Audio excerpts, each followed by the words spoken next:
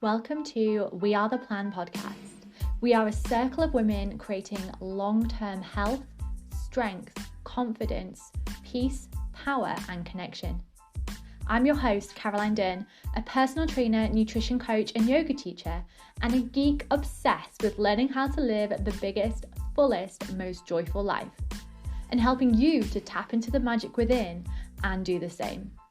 Together, let's explore deep health, all aspects of our health, fitness, and wellness, because it's time to stop putting our health in boxes, and it's time to care about the whole beautiful, messy you. So here you'll find expert interviews, meditations, breathing, and inspiration to move towards a happier and healthier you. Let's dive in. So today we have a special guest on with us. I'm welcoming Maggie Broring onto the podcast today. Now, Maggie is a mindset and shadow work coach specializing in inner child healing, and I cannot wait to dive into what all of this means. So Maggie, welcome. How are you? I'm good. How are you doing today? Yeah, I'm good. I'm really good. And we're going to share three Good. words just as a real, this is how we're actually feeling. Okay. Um, so mine are feeling a bit tired. I've had three 5 a.m. get-ups in a row, so I'm starting to feel the Oh effects of my that. gosh. Yeah, a little bit. I'm sure. I'm also feeling quite grounded. So it's a little bit later in the day here for me than it is for you. And hmm earlier today, I was flying around, thinking I've got podcast interviews and online sessions, and I'm settled in now. I'm, a bit more rooted, and I'm also grateful that you are here today with us, Maggie. So, how about Thank you? you. Feeling tired as well.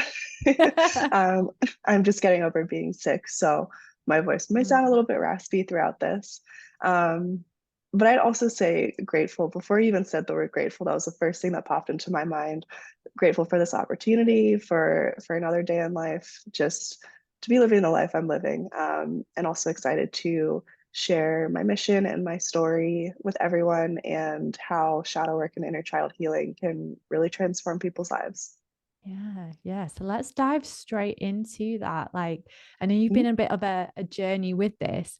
So kind of what is your story through this? Go back as early as you like, and yeah, We'll give go us. back. We will go back.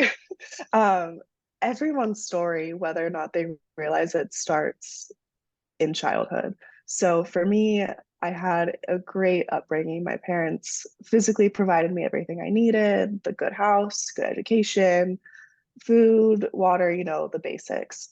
Um, what they lacked, though, was emotional maturity, and I never had a safe space to express my emotions, which I'll get into how that affected me in my adulthood. Mm. Um, and, they loved each other in a transactional way is how I'll phrase it. So they stayed together because they loved my sister and I. And I think a lot of parents do that. They see the family and the life that they've built, and it's easier to stay in something that may not make you happy to do things for your kids. So those were two big topics that carried me throughout my childhood and my early adult life, knowing that my parents weren't exactly happy, but they stayed together for me and my sister. So fast forward to college, I was 19 years old, and just very suddenly and randomly, my dad passed away. And I remember it was like a Wednesday. I'm sitting doing homework 10 p.m. and my mom calls me and she's like, "Hey, I'm sitting outside your dorm room.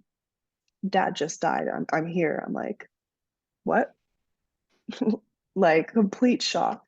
Um, and I had to be the one to tell my sister, and she and I are very close. So turned my world upside down. And the day before that happened, I'd been dating someone for a year. He broke up with me the day before my dad died, didn't show up to the funeral. And then 6 months later, after all that had already gone down, I was sexually assaulted. So those three traumatic events in a 6 month span just completely shut me off. Mm. I was no longer Maggie. I just completely put up so many walls. I didn't show any emotion because in my mind, if I didn't show emotion, I can't be hurt. So for 4 years, I swore off dating, swore off emotions, pretty much just swore off people. I thought other people were the problem. And until I started doing that inner work, did I realize I've been the only one holding this power over myself for so long. I was blaming other people. I was blaming a breakup, a sudden death, blaming my mom for stuff. But I'm like, hold up, this is stuff that you're doing to yourself. You know, no one's gonna blame your mom or your dad for something anymore. They're gonna blame you because you're an adult. So when I started doing the inner work and just really diving into letting an ex-boyfriend from 5 years ago, hold power over me, I was like, well, that's stupid. Let's heal through it.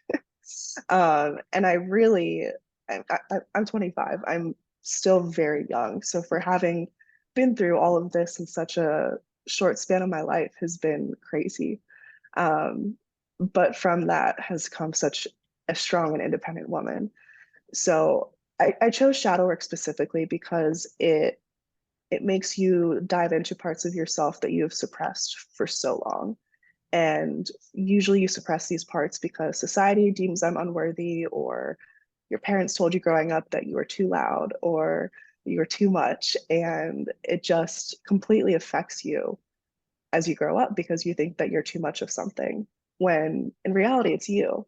So when you suppress those parts of yourself, you just totally lose touch of who you are. And for me, that looked like emotions. Like my emotions were too much. I was too much. So when I finally just like took that step back and was like, all right, Maggie, come back home to yourself and do that work, everything changed. Mm. So that's what I do for people now is everyone has some sort of pain point or past trauma or something that they've faced that has really affected them more than I think they could ever know. And I ask people the hard questions that they either don't want to or don't know how to ask themselves. And it's intense and powerful work, but it is like the biggest breath of fresh air coming out on the other end of it and just being like, this is who I am. I'm living authentically. And it took me a lot to get to this point in life, but look at me now. Yeah. Can I ask a little bit about whether, so you were in like those really difficult things, Mm-hmm, and clearly you made a decision at some point to do something like this for yourself, to invest in whatever you needed to do to feel better, right? Was mm-hmm. that like a moment? Was it a series of events? Was it a particular low point? Like what led to that decision of I need Mm-hmm. to change something? So it was beginning of this year, beginning of 2022, and I was just sitting on my couch crying, and I was like, what is life? What is my path in life? Why am I so confused? I have all of these things going for me, and I know my potential in life, but why am I sad? Why do I feel like parts of me are lacking? And therapy was just something that never really worked for me. I understand it's great for some people, and shadow work is something that can be done in therapy. But the biggest difference between those two for me is when you speak with a therapist, you tell them what you're facing, and they give you tools to face those things. But with shadow work, I not only give you tools, but we dive in on the why. So you might tell a therapist, I have anger issues, and they'll give you tools to deal with the anger issues. But instead, I figure out why the anger issues are there. Um, are they a response to something? How can you change how you respond to these things, etc. So that's kind of how I realized that shadow work would be something that was actually effective for me because it went so much deeper. For me, just the face value of here's some tools, you can do it, didn't really work for me. I needed to dive deeper and really make that change. Yeah. And I think a lot of people will resonate with feeling the way that you felt, whether that's for different reasons, but um, what do you therefore think is so hard about processing some of those emotions or experiences that we've had? Oh, absolutely. It honestly, I mean, I would never wish the death of a parent or anyone onto anyone. But that was by far the worst thing I've ever been through. But I also, because of all the work I've been through, look at it through such like a beautiful lens now of I would not be the strong and independent woman I am today if I didn't go through that. Of course, I wish it didn't happen. But because I've now finally like faced it and accepted it and not pushed down the emotions that I did for so long, am I able to look at it in that way? Because a lot of people will put blame on an event and say that that's the reason that they are the way they are, which sure, I completely understand, but it's also within your power to be a different person because of something that you've been through. Yeah. Do you think it's like a society or culture thing where almost like subconsciously we're shown to externalize how we're feeling as Mhm. opposed to sit with what is a really difficult inner situation? Absolutely. And I think it even extends to, excuse me, um, when it comes to like a masculine versus feminine situation. So we're both women and we're both told it's okay to have emotion, it's okay to cry, and it's okay to pretty much do what you need. So based on societal standards, we're told that it's okay to face the things that we need when we're processing something like that. But when a male is processing something like that and they cry, they are just automatically pushed down and trampled on, basically, which hurts me so much because they are just as much human as we are. And emotions do not equal a masculinity. Like a masculine man has full understanding of themselves and their emotions and can control them in the way that they need to. So, unfortunately, yes, society just has such a big part to play in the way so many people express things. Yeah. So what do you think it gets wrong in teaching us about emotions? Like how should we be seeing our emotions and processing them? I think the biggest thing is that,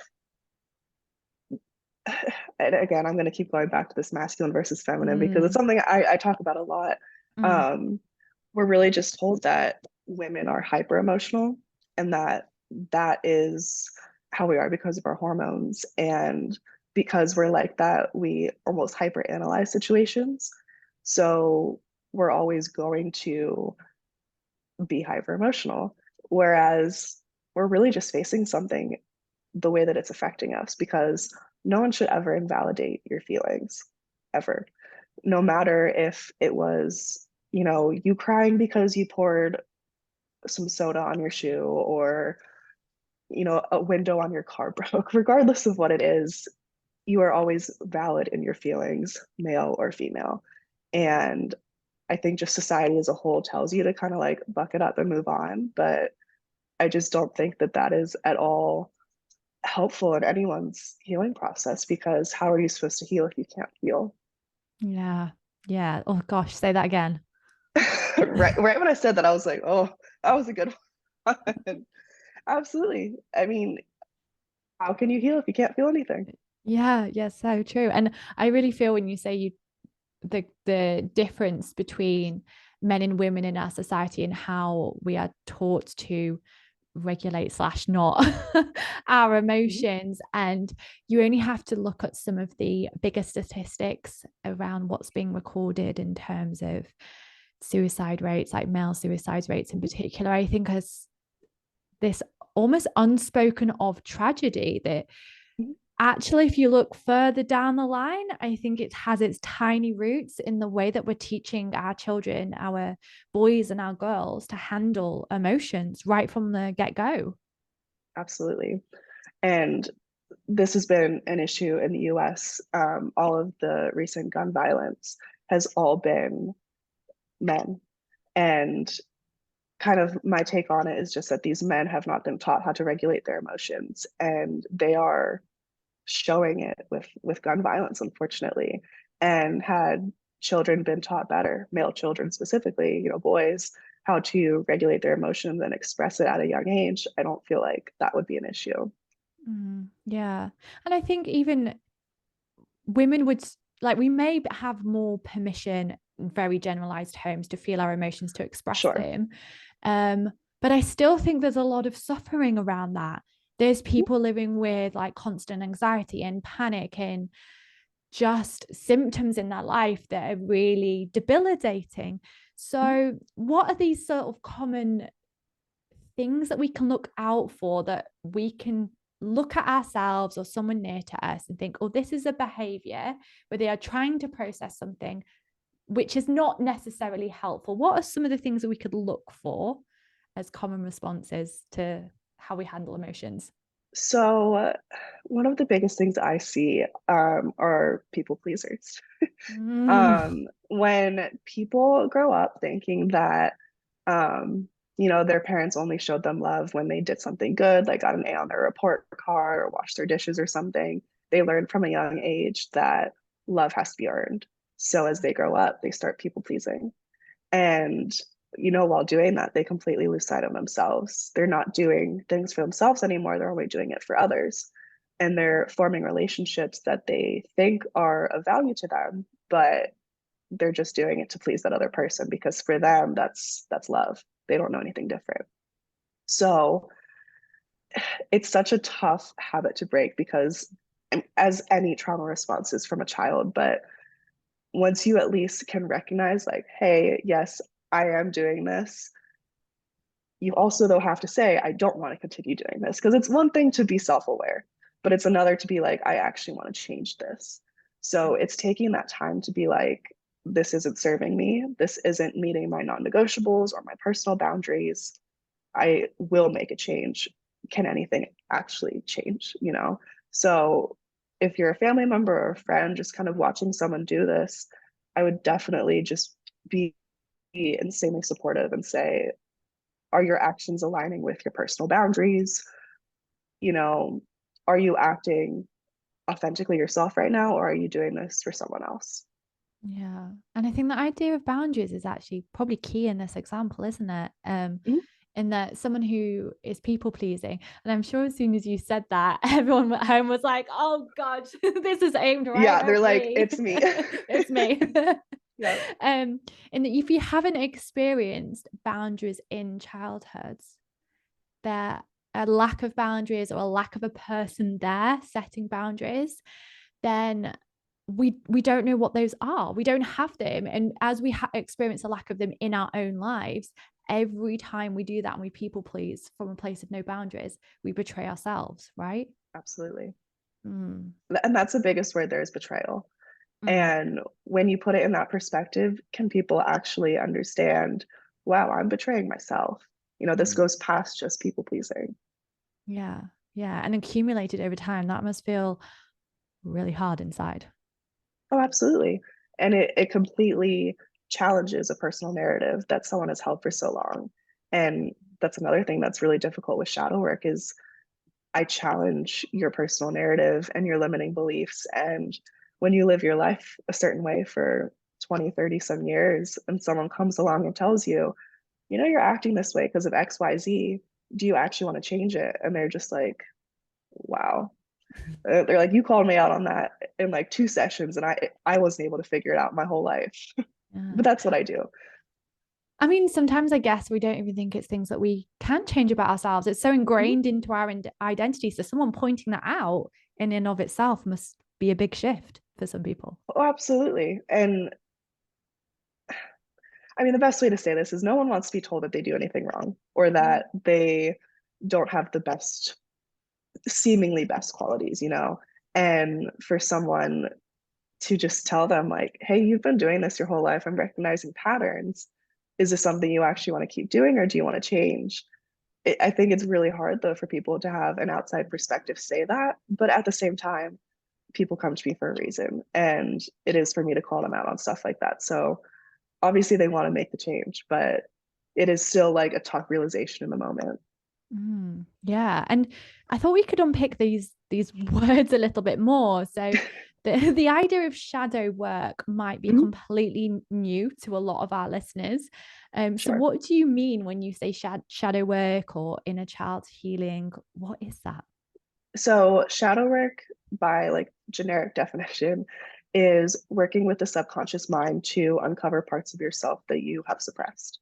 So this could be because of traumatic events in your childhood or relationships, really just anything that you push down because either society or friends or family tells you that it's not worthy.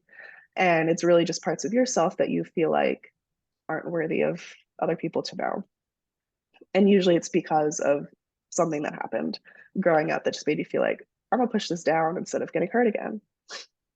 And then inner child healing is more so self-explanatory, but really just Mm. diving in on your childhood and how events from your parents or parent figures, even teachers, really affected you and either hurt you or helped you in your childhood. And then, unfortunately, a lot of the relationships between parent and child gets manifested into your intimate relationships in your adulthood. So being able to heal your inner child actually really helps your intimate relationships in your adult life.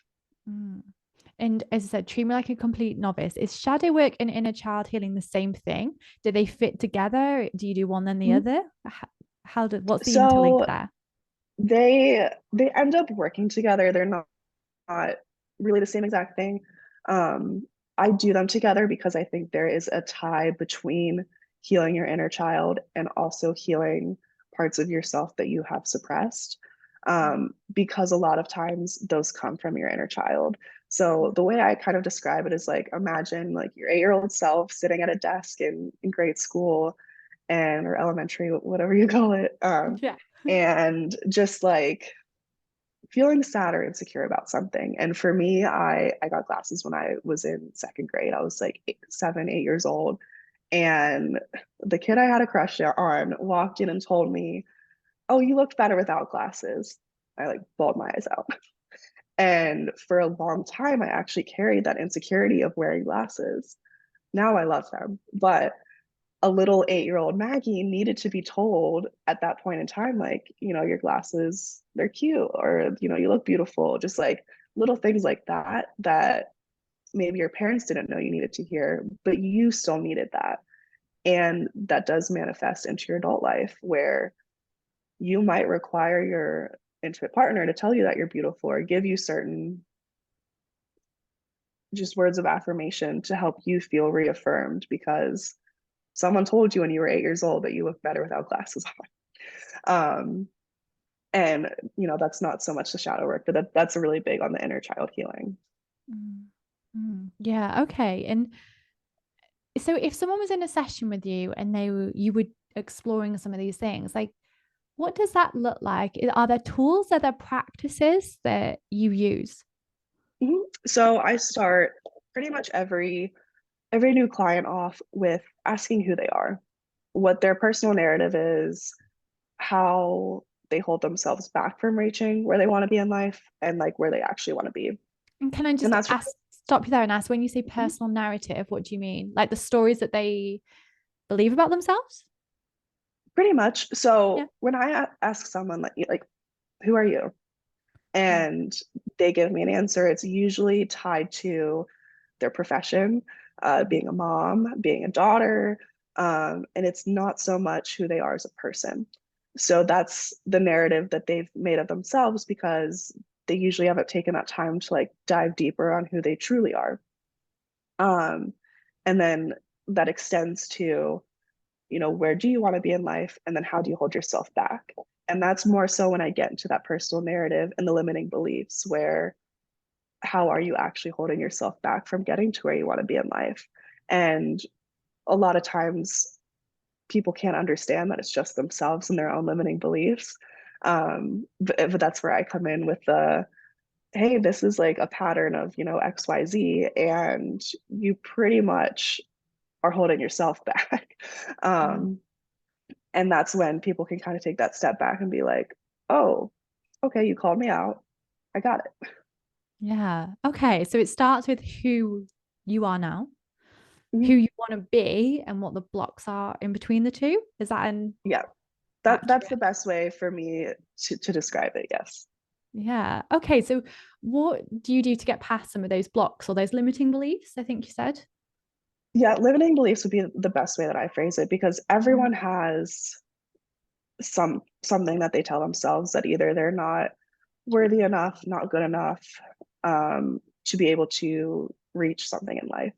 And it could be that they want to like have a better intimate relationship, they want to have a better job, they want to have a nicer apartment, all these things. But they are telling themselves an internal story of why they can't reach it. And it could be something as little as like, oh, I didn't make an extra like $50 last month. There's no way that I can buy that nice car, which is just like a money mindset thing. But our brains just have so much more power than we could ever imagine. Mm. And our brains have the power of imagination. So when we start thinking negatively, we act negatively. And then vice versa. When we start thinking positively, things start happening positively. And when you start imagining a life with a nice apartment, a nice car, a great relationship, the things that you actually want, you can literally create those things. But like I said, on the other hand, if you think that everything is coming down on you, the world hates you, everything's going just like to the trash can, it will happen Mm. because your brain makes it happen, Yeah. which is the craziest thing to me, but it's so true. Yeah. So it sounds like the process is bringing up these subconscious or unlimiting beliefs into our Mhm. consciousness, right? Correct. And the awareness of them is what then creates the possibility of change. Absolutely. Because we can tell our conscious mind anything. But Yeah. until we believe it at that subconscious level and we act in line with the subconscious level, can there actually be a change? Yeah. Yeah. I love the idea that our brains can't tell the difference between reality and imagination. I have the craziest like fun fact for you. So Let's go for when it. you said the word reality, that hit me. So our brains only process 0.006% of the like true unbiased reality in the world. So your reality is only 0.006% of the actual reality. Same Mm, with me. Like because we have our own lives and our own things that obviously make you and my reality far different. But that is just the craziest thing that there's so many people on this earth who have such different realities and they're not even close to like what's actually going on. And we can never really understand it either, but that's the power of our mind, it's utterly fascinating, isn't it? And I isn't it? heard this, Yeah. yeah, I heard this in the context of memory as well, where Mhm. every time we retrieve a memory, so we think about something in the past, your brain is actually creating it almost from fresh every time you retrieve it. So your memory changes over time. And they've Mhm. studied this. I think they looked at people's experience of where they were, describing where they were at the 9/11 crash. And then they revisited that memory over a period of months and tracked the changes in the way that they were recalling this memory, and they would Mhm. sit there like swear dead blind, like this is what happened. But Right. because it had all been tracked across this time of retrieving the memory, you could see how it had changed and evolved. And I think we think our memories are true. And maybe that's not true either. Our brains are just so much more vast than we could ever imagine. Like I don't even think we as people access and use them as fully as we really can, which is like also scary. Yeah. um like when you actually think about it. But our brains are like machines and our bodies, we are like the operators of those machines and we're still figuring it out. Yeah. Yeah. And there's beauty in that, giving yourself permission to figure it out, I guess. And so let's bring Absolutely. it back down so that if mainly because this is like I love discussing the ideas, but I also love bringing it down to being like, well, what can we do in our actual daily life? Like if I was to say, here's 5 minutes, what could we do in this area that would allow us to do something with these shadow work ideas or tools? Yeah, where would you suggest that we begin? So I always suggest journaling to people who are just getting started Mm. because our brains, like we have just said, are crazy messes. And a lot of people are really great at overthinking. So journaling is the best way to just put all of your thoughts on a paper. It doesn't have to be nice. It doesn't have to be a paragraph. It can be bullet points. It can be like doodles. It can be just whatever way feels authentic to you to express what you need. And when you start doing that and putting your emotions in your head onto paper, into physical writing, can you actually start accepting and like accessing them so much more. So I have journal prompts that I post once a week that are usually shadow work related. Sometimes they're just like general journal prompts. But there's so many prompts out there that make you just really start diving in on yourself.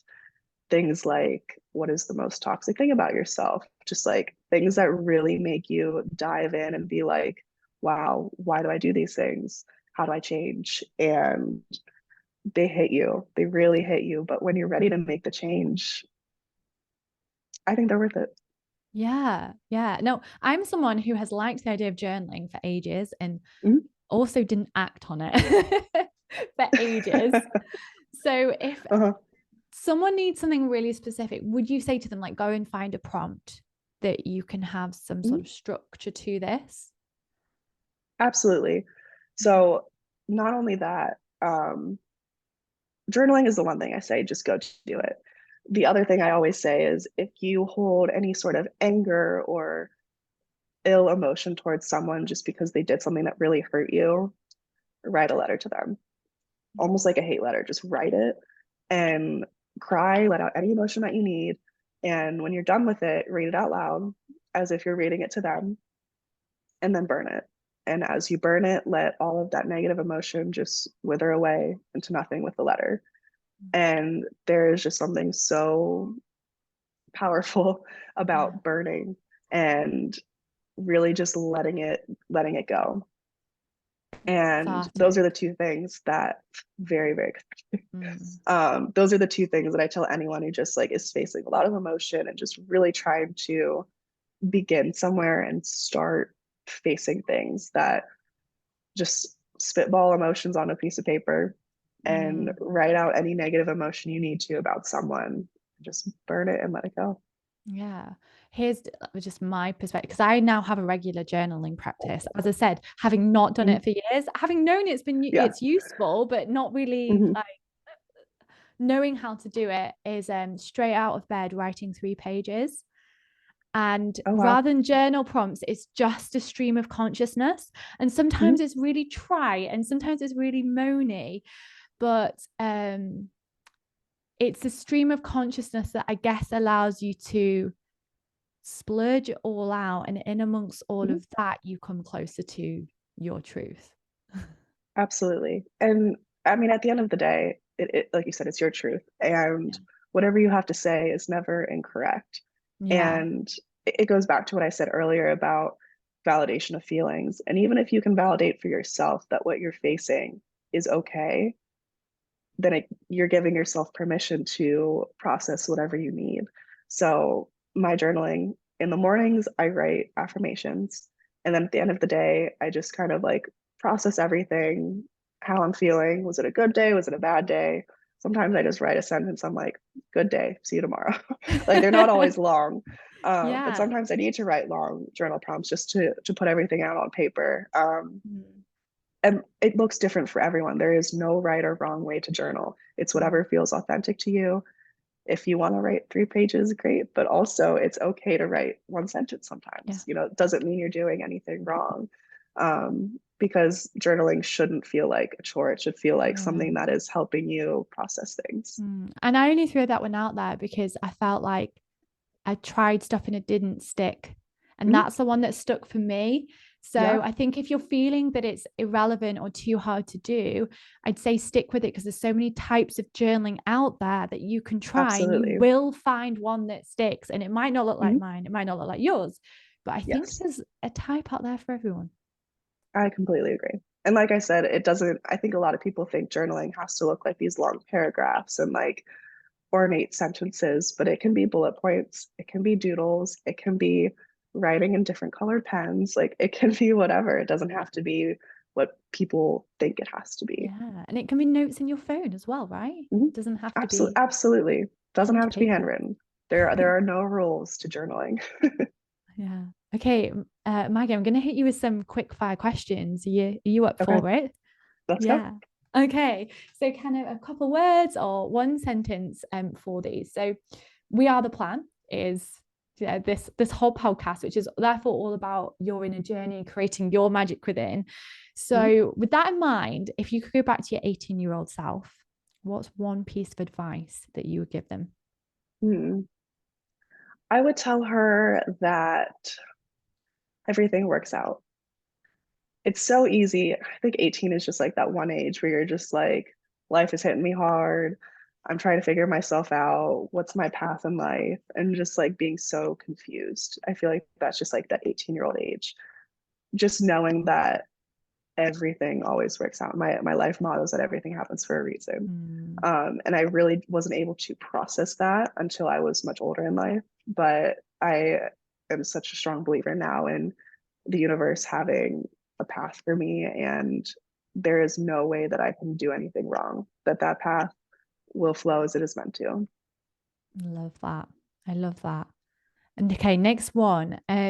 Apart from shadow work, what has been the biggest tool or skill or practice or experience that's helped you change and move on from your 18-year-old self?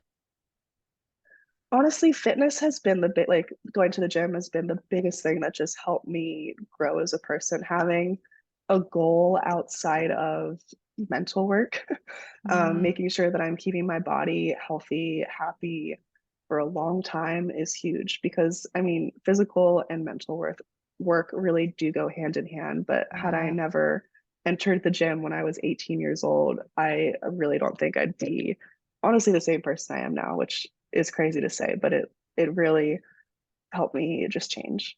Yeah, so true. So true.